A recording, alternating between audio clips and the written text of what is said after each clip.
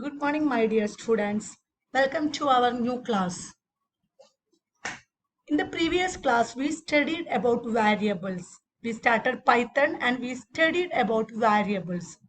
In this class, we are going to take data types. So, in the previous class, we discussed that there is a concept of tokens. Tokens are the smallest individual units in a program. We can classify tokens into keywords, identifiers, variables, data types, operators, special symbols, and so on. So, data types are another token used in Python. Not in Python, in all languages, these data types are used. As the name implies, data types means data means the input that we are going given to the computer is data.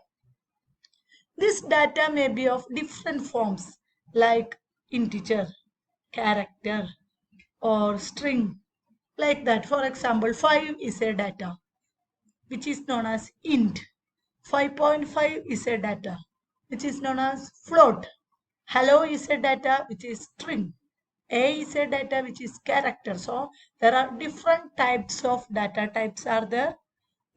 By using this data type, the type of data is identified, and based on this type, values are stored in memory. That means for particular type, particular amount of memory is needed in computer.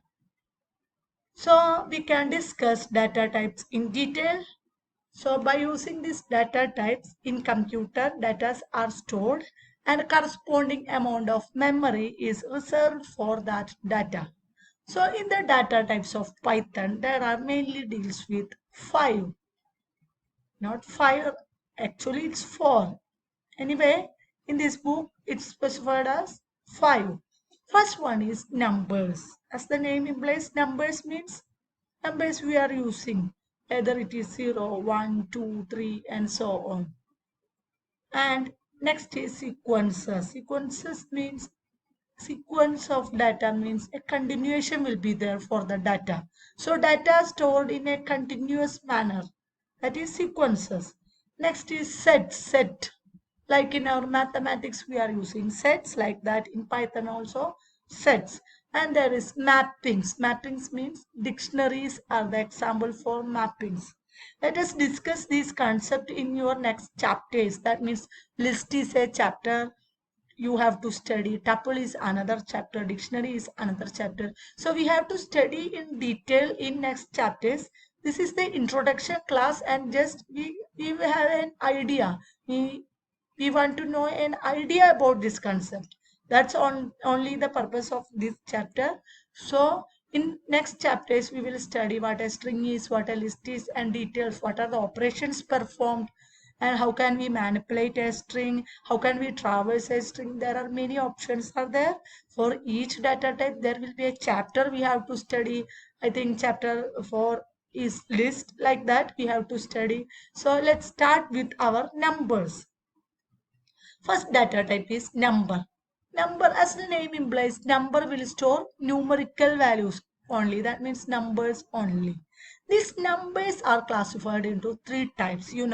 It's int, float, and complex. Int, just I will give an example. By using that example, you can recognize which is int, float, or complex. So in int, for example, I am using 12 as data. This 12 is an integer. And if we use 15 is a data, then 15 is an integer. So integer means number which will not contain this points, or which will not contain fractional parts. It's an whole number which is known as int. Next is float. Float means we can denote 3.14, 5.78, 31.7, and so on. So it contains two parts, one decimal part and fractional part will be there. So numbers which contains this type of decimal part and fractional part, which is known as float or floating point numbers. And third one is complex. In mathematics we studied about complex numbers, a plus ij, 5 plus 7j. So it contains a real part and imaginary part. Real part is known as 5 plus 7j. In this 5 is the real part and 7 is the imaginary part. So these are the three types of numbers used. They are numbers or numeric data type. They are int, float, complex. Int means integer numbers. Examples, we can use both positive and negative whole numbers. Float is floating point numbers. That means number which contains precision points, and we can use both negative and positive numbers. And complex is the complex numbers. In this we will use a real part and an imaginary part. So 3 plus 4i, 2 minus 2i. And then there is a subtype for integer. These are the basic types, and there is a subtype which is known as Boolean. Boolean means true or false. We studied gates in physics. In that we are using some and, not, or gates which have output either true or false. So these types of manipulations is done by the Boolean value, which is true or false. Or we are checking whether 5 greater than 4. We are checking 5 greater than 4. 5 is an integer number, 4 is an integer number. We are checking 5 greater than 4 means we will get either true answer or false answer. In 5 greater than 4, our answer will be true. So instead of yes or no, we will use true or false as the answer. This true or false is known as Boolean values. It has true and false. True is non-zero, any non-zero number. If we check 5 greater than 4, then out, if suppose we will get a result from the computer as 4, then it will be true. That means any non-zero number is true. Any zero value denotes false. So this is a subset of integer. We can just check some examples in interactive mode. Interactive mode means we are giving input and at the same time we will get the output. So interactive mode, we are not using notepad here. We are using interactive mode. In this example, quantity has a value of 10, and suppose we printed type of quantity. Simply by giving type inside bracket, this quantity is the variable name we already studied. Variable name. This variable quantity have value 10. Suppose we type type inside bracket quantity. This is not known as bracket, it is parenthesis. In computer we will refer the term parenthesis here for denoting this type of bracket.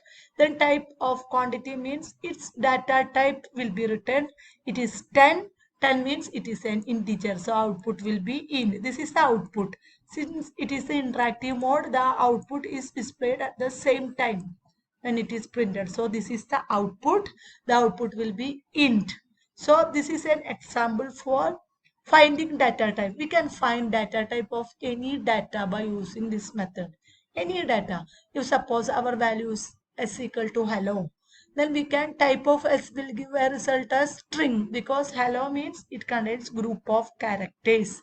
Group of characters is termed as string. We will study later. Next example, price equal to, this is the first example. This is the next example, price equal to minus 1921.9.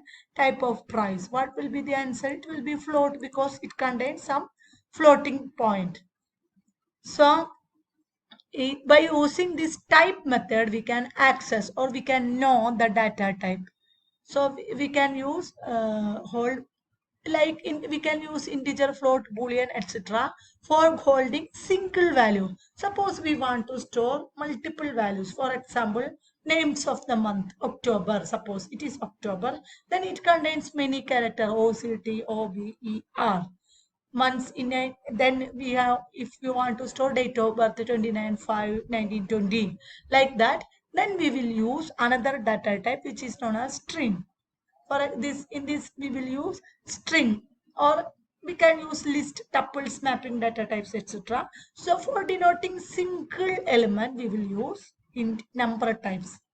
If it contains only single value like a equal to 10, a equal to 100, then we will use number types. Otherwise, we will, if it contains combination of characters or it contains groups of elements, then we will use sequence data types like strings, list, tuples, map, or mapping data type like dictionary. So we will study this in later, but just we get an idea by using this introduction. This only small paragraph is there for each topic, but this is your next one chapter. In the next coming session, this will be your new chapter. So first, after number, the first will be sequence. Data type is sequence. Sequence contain three types of values. They are string, list, and tuple. Sequence. Sequence means, as the name implies, suppose we are using sequencing method, means it has some order. Sequencing means some order. So some order is there, group of elements will be there. These elements will have a order. So a Python sequence is an ordered collection of items. It contains a group of items which has an order, where each item is indexed by an integer value. Each item has an integer value.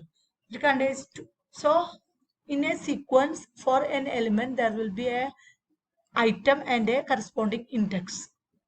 There will be an item and corresponding index. Three types of sequence data types are strings, list, and tuples. Strings, list, and tuples. First, we have to study string. String means group of characters. For example, Ahmad is a string, or Viknesh is a string. Dhananjay is a string. So, string contains group of characters. Dhananjay 123 is a string because it contains characters as well as numbers, but it is a string. So a string is a group of characters. These characters may be alphabets, digit, or special characters, including space. We can use any type of characters, but the rule is this string is enclosed either in single quotes or in double quotes. So a string is enclosed in either in single quotes or double quotes. These quotes are not part of the string. They are not part of the string, but we must enclose inside double quotes or single quotes for a string. For example, if we are using hello friend, it is a string. It contains group of characters. So it is a string. If we are using this str1 is a variable name, we can give any name. So str1 equal to hello friend is a string because it is enclosed in single quotes. str2 equal to 452 also a string because it is enclosed in double quotes. You may have a confusion, that is 452 is an integer. When we are writing str2 equal to 452 directly, it is an integer. But here we used double quotes. When we use double quotes, it will not be an integer. Instead of that, it will be a string.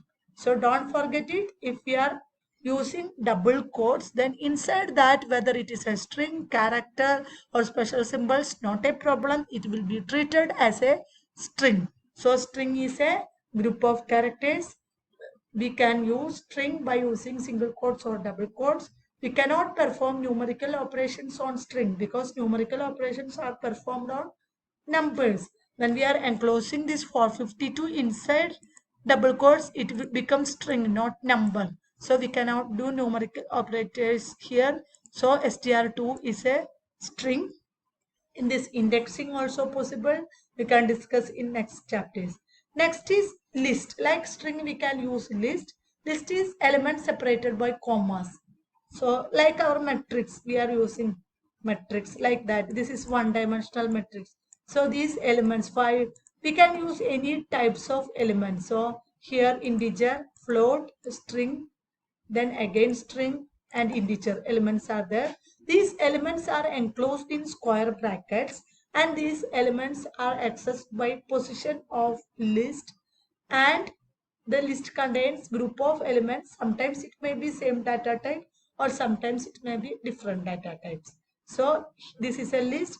We can give a variable name list1, then equal to sign, then inside square brackets there will be an element, and these elements are separated by commas. So if we printed this list, we can use either print of list1 or we can just give list1, then it will be printed like this. So list is the group of elements which are separated by commas. We can use either single same type of data type or different type of data types according to our wish. It's look like our one-dimensional array or one-dimensional matrix. Okay. Hope all of you got an idea. Thank you. Have a nice day.